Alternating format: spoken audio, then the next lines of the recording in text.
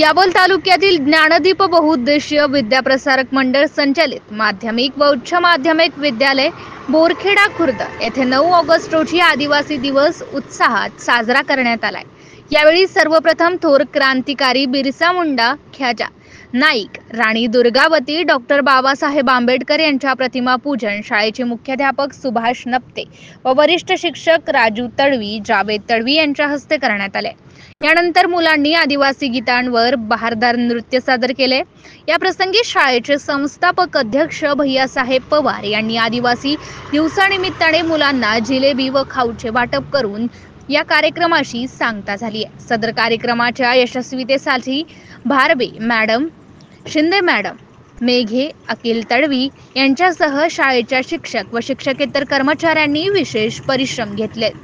MCA news Marathi करिता फिरोज तडवी, यावल।